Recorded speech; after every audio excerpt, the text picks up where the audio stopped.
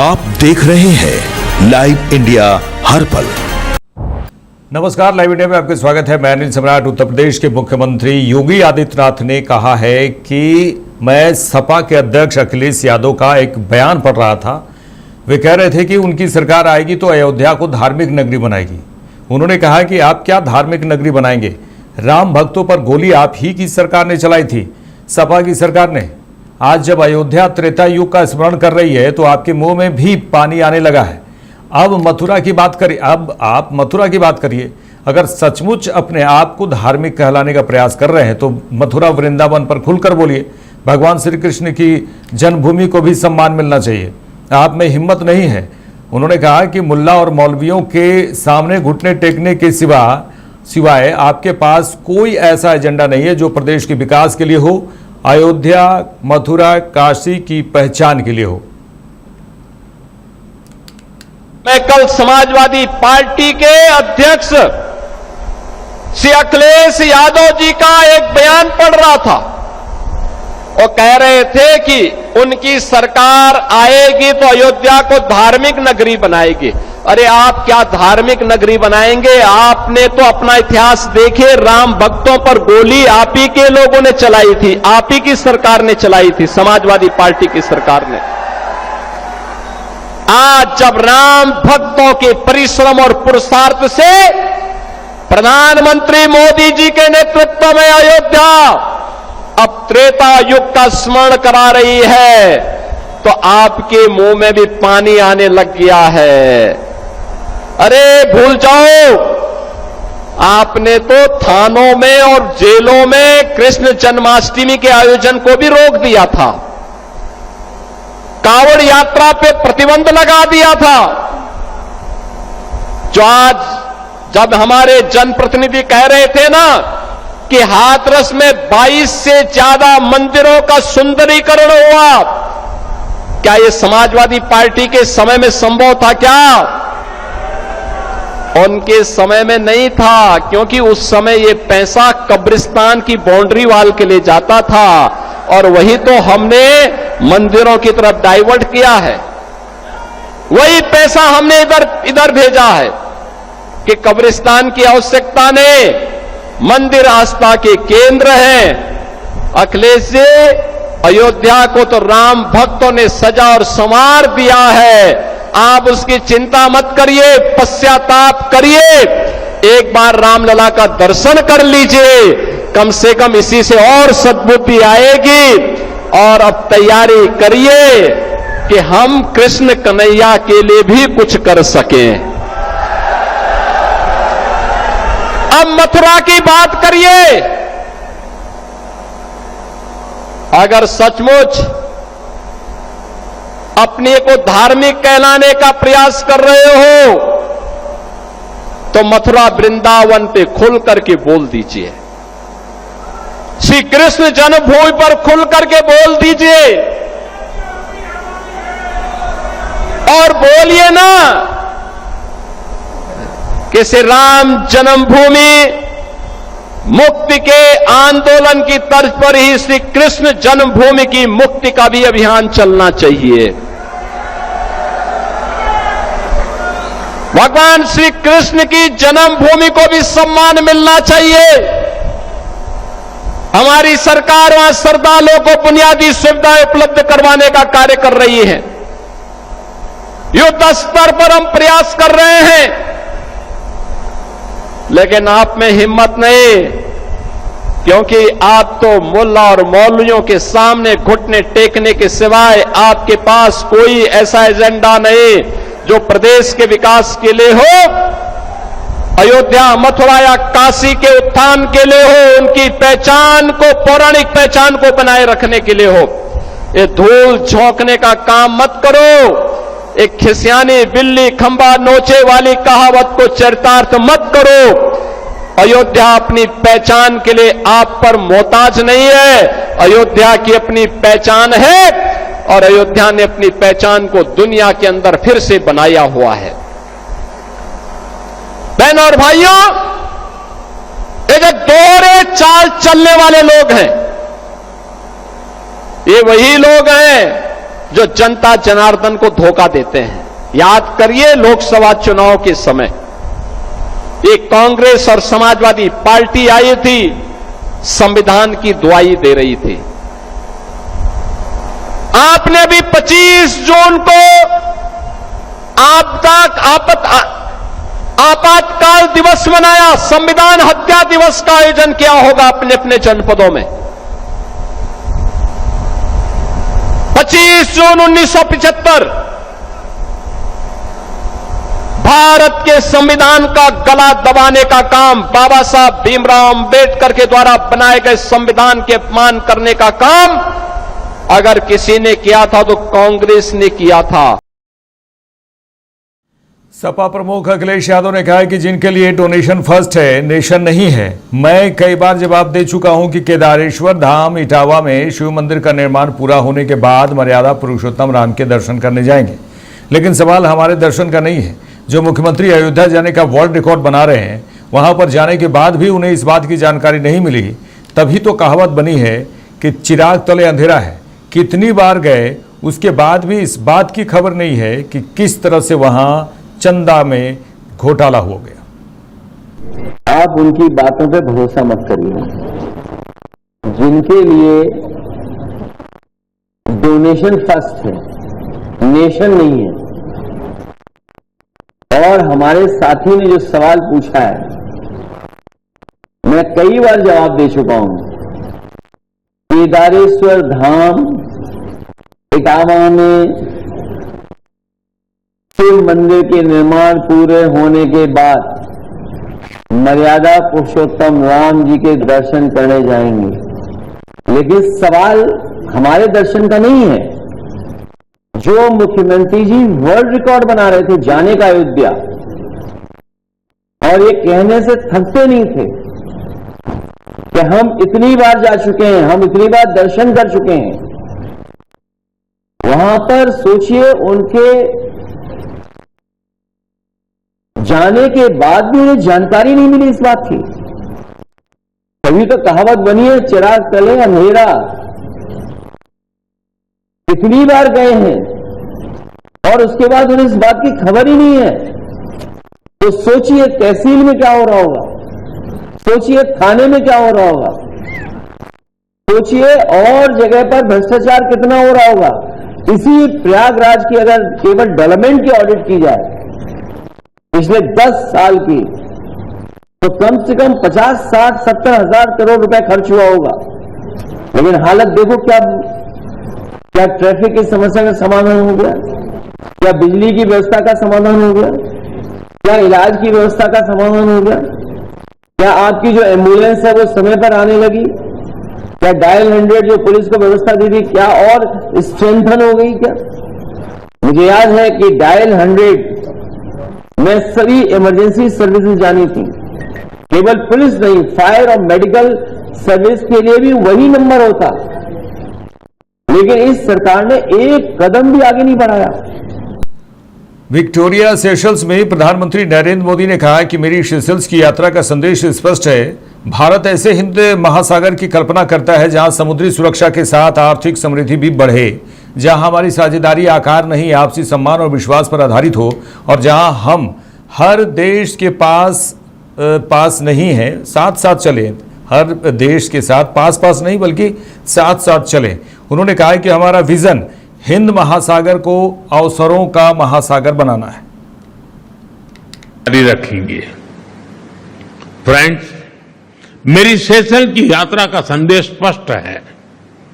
भारत ऐसे हिंद महासागर की कल्पना करता है जहां समुद्री सुरक्षा के साथ आर्थिक समृद्धि भी बढ़े, जहां हमारी साझेदारी आकार नहीं आपसी सम्मान और विश्वास पर आधारित हो, और जहां हम हर देश के पास नहीं साथ साथ चले। Our vision is to make Indian ocean into an ocean of opportunity. Excellency, हमारे संबंधों के पिछले 50 वर्ष गहरे विश्वास और साझा प्रगति के रहे हैं। आने वाले 50 वर्ष इनोवेशन, सस्टेनेबिलिटी और शेयर्ड प्रॉस्पेरिटी के होंगे। मैं एक बार फिर भारत के प्रति आपकी मित्रता को और हमारे संबंधों के प्रति आपकी अटूट प्रतिबद्धता के लिए आभार व्यक्त करता हूं। ऋषुश्री मामले को लेकर विपक्ष ने बिहार सरकार पर गंभीर आरोप लगाए हैं। नेता प्रतिपक्ष तेजस्वी यादव का दावा है कि इस कथित घोटाले में बड़े अधिकारी, मुख्यमंत्री कार्यालय से जुड़े लोग और कई विभागों की भूमिका की निष्पक्ष जांच होनी चाहिए। साथ ही सरकार की आर्थिक स्थिति, भ्रष्टाचार और टेंडर प्रक्रिया पर भी सवाल उठाए गए। जिस इश्यू को, जिस विषय को हम आप लोगों को समक्ष रखना चाहते हैं, पूरी बिहार की जनता एनडीए सरकार से जो 21 साल से भी ज्यादा सत्ता में है, उनसे सवाल पूछना चाहती है और लोगों को इंतजार है। जो लोग सत्ता में बैठे हैं, जो भ्रष्टाचार पे जीरो टॉलरेंस की बात करते हैं, उनसे वो जवाब चाहते। आप सब लोगों को बता दें कि आप सब लोगों ने कई महीनों से जो ऋषुश्री का जो मामला है वो चल रहा है। बड़ी बड़ी मछलियां, बड़े बड़े अधिकारी, बड़े बड़े मंत्री, सीएमओ से लेकर के सभी लोगों का इसमें इन्वॉल्वमेंट है। तो इस विषय को लेकर के हमारे कुछ गंभीर सवाल हैं और सत्ता पक्ष से हम लोग जानना चाहते हैं। जो सवाल आप लोगों के माध्यम से हम रखना चाहते हैं सरकार के आगे, जो बिहार की जनता चाहती है कि सरकार, मौजूदा सरकार इसका जवाब देने का काम है। एनडीए की दिवालिया राजनीति और दिवालिया नेतृत्व के कारण जो वित्तीय स्थिति जो है बिहार की, वो बिगड़ चुकी है। घोटालों पर घोटाला हो रहा है, घटता राजस्व है, बढ़ता राजकोषीय घाटा है, बिहार पर कर्ज बढ़ रहा है, भारी ब्याज अदायगी है, बेकाबू भ्रष्टाचार है तथा खोखली और अदूरदर्शी नीतियों के कारण आज हमारा बिहार जो है कंगाल होने की स्थिति में जो है आ चुका है। और जो बचा कुचा इतना घोटाला हो रहा है, नीचे से लेकर के ऊपर तक सभी लोगों का इन्वॉल्वमेंट, खजाना इन लोगों ने खाली कर दिया। और यही नहीं, जो कुछ भी बचा कुचा जो बजट का हिस्सा है, भ्रष्ट अधिकारी बड़े नेताओं के संरक्षण में उसमें भी घोटाला करते हैं। है तो फंड नहीं रहेगा, तो ये नहीं रहेगा, वो नहीं रहेगा, तो इनका घोटाला नहीं चल रहा है। तो इन लोगों ने मिलजुल करके कठपुतली मुख्यमंत्री जी से उसके बाद अपना काम फिर शुरू कराया। और सम्राट चौधरी जी का तो विटो लगा था, और सम्राट चौधरी का यही शर्त था कि यही अधिकारी रहेंगे, यही सिस्टम रहेगा। और सम्राट चौधरी को तो सब कुछ मंजूर है भाई, तो अंगूठा है, अंगूठा छाप मुख्यमंत्री। कितनी उनमें गहराई है ये अधिकारी जानते हैं, कितना उनमें क्षमता है ये अधिकारी जानते हैं, कितने मामले की समझ है ये वो अधिकारी जानते हैं, कितने योग्य हैं ये भी वो अधिकारी जानते हैं। तभी इस तरह का मुख्यमंत्री आज बिहार में बना हुआ है ताकि इनको रबर स्टैंप जैसा लोग चलाते रहे। और नीतीश कुमार जी के मामले में तो हम क्या कहें, तो भ्रष्टाचार के 20 उल्टामा निकले और ये अंगूठा छाप मुख्यमंत्री जिसको समझ नहीं। अब हमारे कुछ सवाल हैं और हम चाहेंगे जितने यहां पत्रकार भाई आप लोग हैं, इस सवाल को जरा आप समझिएगा। मेरा छापना मत छापिएगा, लेकिन कम से कम ये सवाल जरूर छापिए। ये सवाल छापने से सरकार पे प्रेशर बनेगा, सरकार को जवाब देना होगा, दूध का दूध और पानी का पानी होगा। लेकिन हम आपको गारंटी कर सकते हैं कि सरकार के पास इसका कोई उत्तर देने नहीं आएगा। अगर सम्राट चौधरी जी में हिम्मत है तो आज जो हम 20 सवाल पूछेंगे उन 20 सवालों का जवाब आप दें। कितने गंभीर है ये पता चलेगा। तो पहला सवाल हम पूछना चाहते हैं, एक मामूली सा ठेकेदार विशुश्री कई विभागों में टेंडरों को अपनी मर्जी से कैसे मैनेज कर रहा है। सरकार का निगरानी तंत्र इतने वर्षों तक क्या कर रहा था, या अपराधियों द्वारा निजी लाभ के लिए सब कुछ नजरअंदाज जो है किया जा रहा था। ये मेरा पहला प्रश्न है।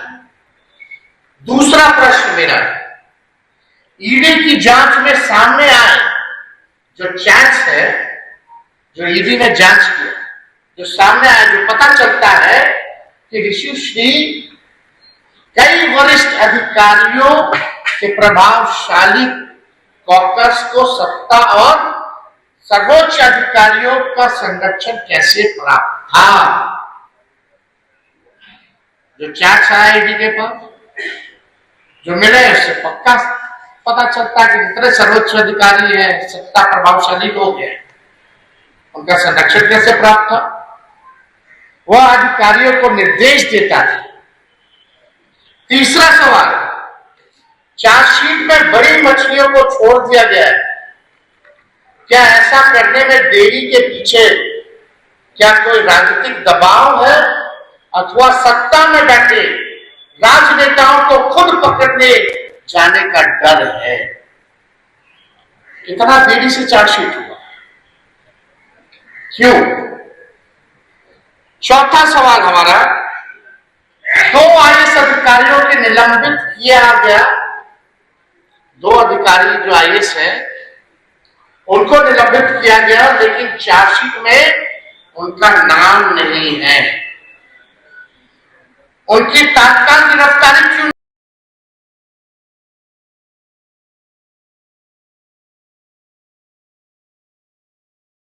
राजधानी पटना में बढ़ती चेन स्नैचिंग और झपटमारी की घटनाओं पर पुलिस अब पूरी तरह से सख्त है और आईजी जितेंद्र राणा के निर्देश पर पटना के सभी सिटी एसपी को आदेश दिया गया है कि पकड़े गए चेन स्नैचरों और झपटमारों की थाना में सरेआम परेड कराई जाएगी। इसका उद्देश्य अपराधियों के मन में कानून का खौफ पैदा करना और जनता में सुरक्षा का भरोसा बढ़ाना है। पुलिस का कहना है कि लगातार अभियान चलाकर ऐसे अपराधियों की गिरफ्तारी की जाएगी और उनके खिलाफ कड़ी कानूनी कार्रवाई होगी।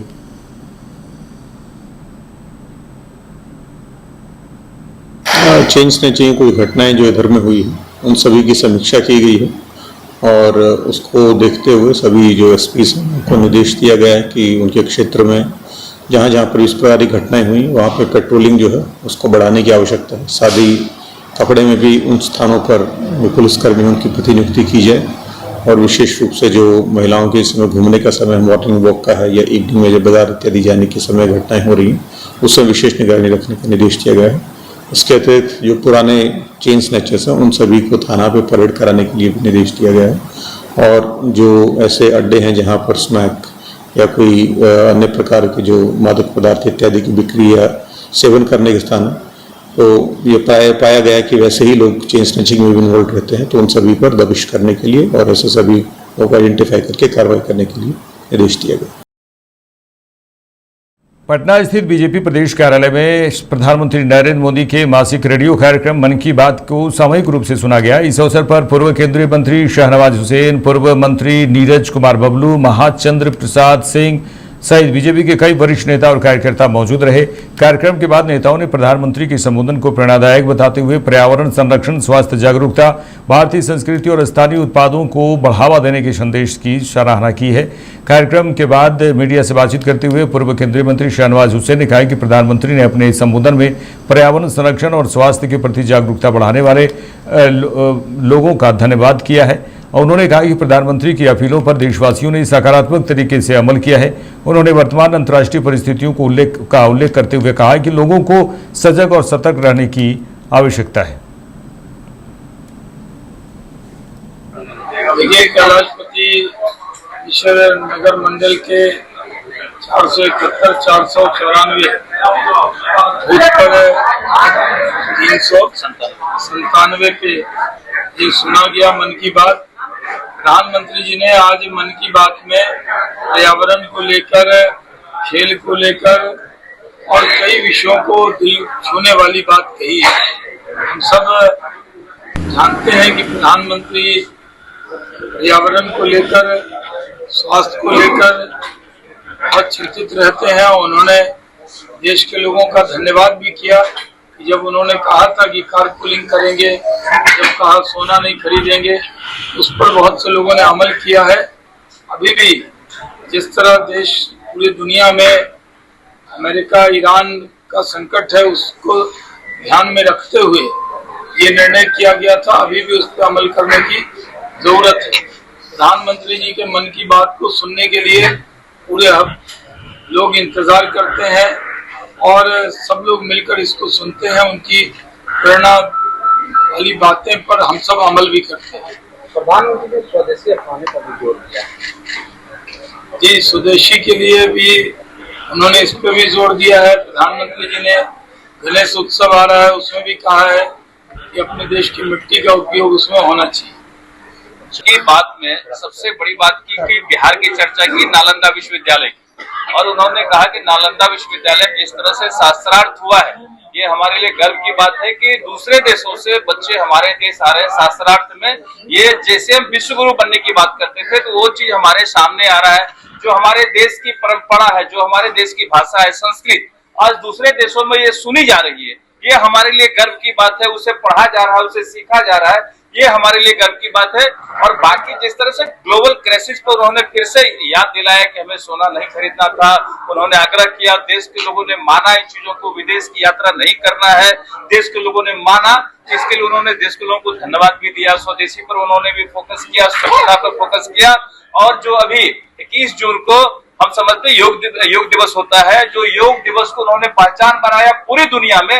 आज पूरी दुनिया में योग दिवस मनाया जाता है, लोग स्वस्थ रहे, प्रसन्न रहे, इसके लिए हम लोग उनका आभार व्यक्त करते हैं माननीय प्रधानमंत्री जी का। इसी तरह नए नए चीजों को हमें बताते रहे, दिखाते रहे, हम धन्यवाद करते हैं।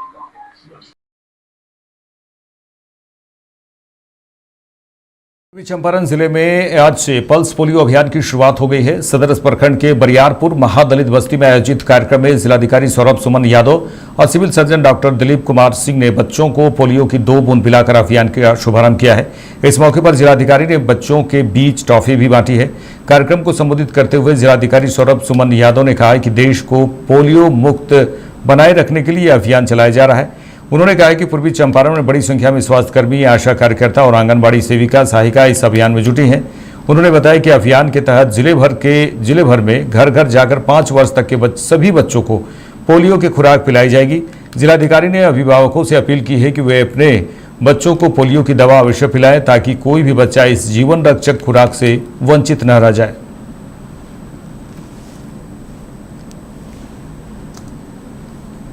जैसा कि आप जानते हैं कि भारत को पोलियो मुक्त कर दिया गया है, लेकिन ये पोलियो मुक्त स्टेटस को बचाए रखने के लिए ये ज़रूरी है कि सभी बच्चों को लगातार समय सारणी के अनुसार जो पोलियो का डोज है वो मिलता है। इसी क्रम में पूरे पूर्वी चंपारण जिले में इसका एक सघन अभियान चलाया जा रहा है और यहाँ जितने भी बच्चे हैं सभी को माइक्रो प्लान बना के सभी को पोलियो का जो ओरल पोलियो वैक्सीन है उसका 2 बूंद पिला दिया जाएगा। तो सभी लोगों से भी अपील करेंगे कि अपने बच्चे को लेकर आएँ। नजदीकी स्वास्थ्य केंद्र आप गाँव में जो कैंप लग रहा हो उसको जरूर लेकर आए और उनको पोलियो का जो 2 ड्रॉप है वैक्सीन है वो दिलवाएं। सहरसा पुलिस ने बाइक लूट मामले का सफल उद्भेदन करते हुए लूटी गई बाइक, मोबाइल और घटना में इस्तेमाल बाइक के साथ 5 अपराधियों को भी गिरफ्तार किया है। सदर एसडीपीओ आलोक कुमार ने बताया कि 13 जून को बैजनाथपुर थाना क्षेत्र के सबैला चौक के पास चंद्रशेखर कुमार से मारपीट कर हथियार के बल पर बाइक, मोबाइल और 6,000 रुपए की लूट की गई थी। एसपी विक्रम सिहाग ने के निर्देश पर गठित विशेष टीम ने तकनीकी जांच, सीसीटीवी फुटेज और गुप्त सूचना के आधार पर पहले 2 आरोपियों को पकड़ा। उनकी निशानदेही पर 3 अन्य अपराधियों की गिरफ्तारी हुई। पुलिस ने लूटी गई बाइक, मोबाइल, घटना में प्रयुक्त बाइक और 4 मोबाइल बरामद किए हैं। गिरफ्तार 5 में से 3 आरोपियों का पहले से आपराधिक इतिहास भी सामने आया है। पुलिस का कहना है कि गिरोह के खिलाफ आगे की कानूनी कार्रवाई जारी है और अन्य पहलुओं की भी जांच की जा रही है। उनसे सबैला मोड़ के पास 4 अज्ञात अपराध कर्मियों द्वारा मारपीट कर उनसे मोबाइल तथा उनका मोटरसाइकिल छीन लिया गया था। चूँकि कांड गंभीर था तो एक विशेष टीम का गठन किया गया था। वो गठित टीम तथा इसमें एसआईटी का भी सहयोग रहा। उनके द्वारा मानवीय एवं तकनीकी सूचना के आधार पर एक व्यक्ति डोमी यादव को गिरफ्तार किया गया। तो जब उनसे पूछताछ किया गया तो उन्होंने अपनी संलिप्तता स्वीकार की तथा उनके निशानदेही पे लूटे गए मोबाइल को बरामद किया गया, जिसमें डोमी यादव तथा बाबुल कुमार जिनके पास से मोबाइल बरामद हुआ था, दोनों को कल दिनांक 25 तारीख को जेल भेज दिया गया था। इन्हीं के स्वीकारोक्ति बयान में आए नाम के आधार पर मोटरसाइकिल जो कि लूटा गया था वो भी बरामद कर लिया गया तथा इस कांड में 3 अभियुक्तों को भी गिरफ्तार किया गया है। जो बरामदगी है, एक मोबाइल है जो लूटा हुआ था, एक लूटा हुआ मोटरसाइकिल भी बरामद है। घटना में प्रयुक्त जो मोटरसाइकिल था 2, उसमें से 1 मोटरसाइकिल बरामद है। घटना में प्रयुक्त मोबाइल 4 को बरामद किया गया है। जो गिरफ्तार अभियुक्त के नाम एवं पता है डोमी यादव, पिता मनोज यादव, निवासी इटारा, वार्ड नंबर 7, थाना बैजनाथपुर। दूसरा बाबुल कुमार, पिता गणेश मुखिया, साकिन अरसी, थाना सोनवर्षा राज। तीसरा आनंद शाह, पिता रामविलास शाह, साकिन इटारा, वार्ड नंबर 5, थाना बैजनाथपुर। चौथा छत्तीस कुमार उर्फ आशीष शाह, पिता भुट्टो शाह, साकिन इटारा, वार्ड नंबर 5, थाना बैजनाथपुर। 5वां नाम राजीव कुमार, पेशर विष्णुदेव यादव, साकिन बनचोहा, वार्ड नंबर 3। राजधानी पटना के ऐतिहासिक बांस घाट शमशान का अत्याधुनिक स्वरूप तैयार हो गया है। स्मार्ट सिटी परियोजना के तहत BUIDCO ने करीब 89.40 करोड़ रुपए की लागत से आधुनिक शवदाह का निर्माण कराया है। इसके संचालन और रखरखाव की जिम्मेदारी ईशा फाउंडेशन को सौंपी गई है। 4.5 एकड़ में बने इस परिसर में इलेक्ट्रिक क्रेमेटियर, लकड़ी आधारित शवदाह स्थल, AC वेटिंग हॉल समेत कई आधुनिक सुविधाएं उपलब्ध कराई गई हैं।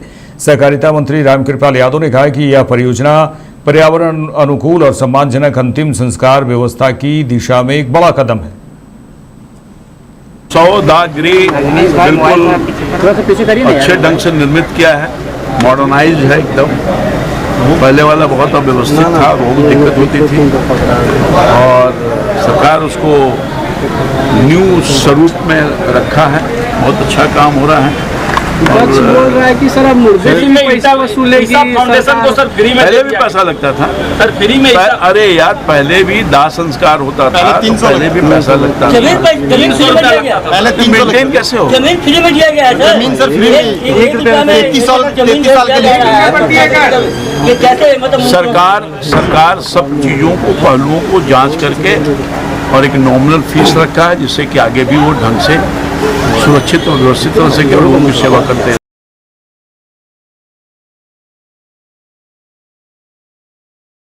मेरे साथ इस बुलेटिन में इतना ही। देश दुनिया की तमाम खबरों के लिए देखते रहिए लाइव इंडिया। नमस्कार।